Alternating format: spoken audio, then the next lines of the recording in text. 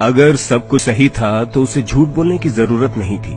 उसने हर कदम पर झूठ बोला, यहाँ तक कि जन्म स्थान से लेकर उसके असली नाम तक। हाँ, ये सोनिया गांधी के बारे में है। बता दें कि सोनिया गांधी की शादी पूर्व पीएम राजीव गांधी से हुई थी। उनका कहना था कि वे दोनों एक ही यूनिवर्सिटी में पढ़ते थे, लेकिन वहां सोनिया नाम की कोई स्टूडेंट्स थी ही नहीं। यहाँ तक कि उनके असली नाम की भी कोई स्टूडेंट नहीं थी। एक retire Indian police service officer Malay Krishnadhar के द्वारा लिखित किताब ओपन सीक्रेट में खुलासा हुआ है। बता दें कि मलय कृष्णधर ने 29 वर्षों तक इंटेलिजेंस ब्यूरो में सेवा दी है। उन्होंने इस किताब में लिखा कि इंदिरा सरकार के कैबिनेट मंत्री और 2 दर्जन सांसद केजीबी रूस की जासूसी एजेंसी के लिए काम करते थे। केजीबी ने इसके लिए मोटी रकम देता था। मलय कृष्णधर ने उनकी किताब में कुछ जाने माने तथ्य और पब्लिक सीक्रेटों को प्रकाशित किया है। इस किताब में उन्होंने सोनिया गांधी पर आरोप लगाते हुए कहा है कि सोनिया गांधी एक केजीबी द्वारा भेजी गई जासूस है।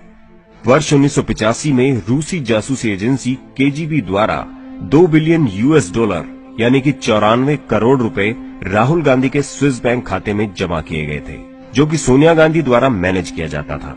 स्विस न्यूज मैगजीन में भी यह दर्शाया गया था कि केजीबी ने सोनिया गांधी, जो कि भारतीय राजनेता से विवाहित है, उसे इतनी मोटी रकम क्यों दी गई। अगर सोनिया गांधी भारत की प्रधानमंत्री बन गई होती तो हमारी राष्ट्रीय सुरक्षा, सेना, वैज्ञानिकता और टेक्नोलॉजी विकास सहित हमारी व्यापारिक गतिविधियां रूस, रोम और अन्य मुस्लिम राष्ट्रों के लिए एक तरह से खुली किताब के समान हो जाती।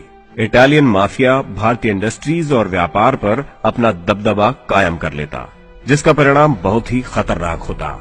कृष्णधर द्वारा जुटाए गए कुछ सबूत सोनिया गांधी को रशियन एजेंट साबित करते हैं।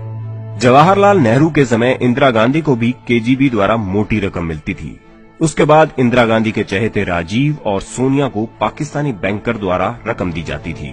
तत्कालीन प्रधानमंत्री लाल बहादुर शास्त्री की रहस्यमयी मृत्यु रूस पर उंगली उठाती है।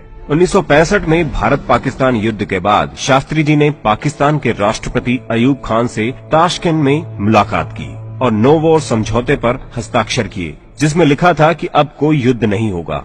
लेकिन चौंकाने वाली बात यह है कि उनकी अगले ही दिन रहस्यमयी मृत्यु हो गई और इससे जुड़े सारे सबूत मिटा दिए गए। संजय गांधी की मृत्यु से जुड़े सबूत भी सोनिया गांधी को संदेह के घेरे में खड़ा करते हैं। संजय गांधी को केजीबी के कहने पर मारा गया था ताकि राजीव गांधी भारत के अगले प्रधानमंत्री हों।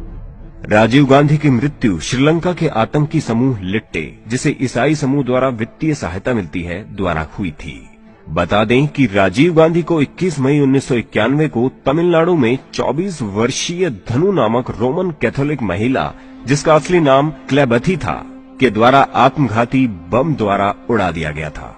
राजीव गांधी को मार दिया गया तो बाहरी जासूसी एजेंसियों ने सोनिया गांधी को बढ़ावा देने के लिए पर्दे के पीछे से काम किया। सोनिया की लीडरशिप के लिए संभावित खतरों को एक एक करके शानदार तरीके से दुर्घटनाओं को प्राकृतिक रूप देकर हटा दिया गया, जो कि केजीबी की विशेषता है। कैथोलिक्स रविवार को विशेष मानते हैं और सोनिया गांधी के सभी खतरों को रविवार को ही खत्म कर दिया गया। राजेश पायलट की रोड एक्सीडेंट में रविवार को मौत हो गई। जितेंद्र प्रसाद रविवार को ब्रेन हेमरेज से मारे गए। माधव रविवार के ही दिन प्लेन क्रैश में मारे गए। कमलनाथ, जो कि कांग्रेस के बड़े नेता थे, वो भी प्लेन क्रैश में बाल बाल बचे थे। ये वो तमाम बातें हैं जो सोनिया गांधी को सवालों के घेरे में खड़ा करती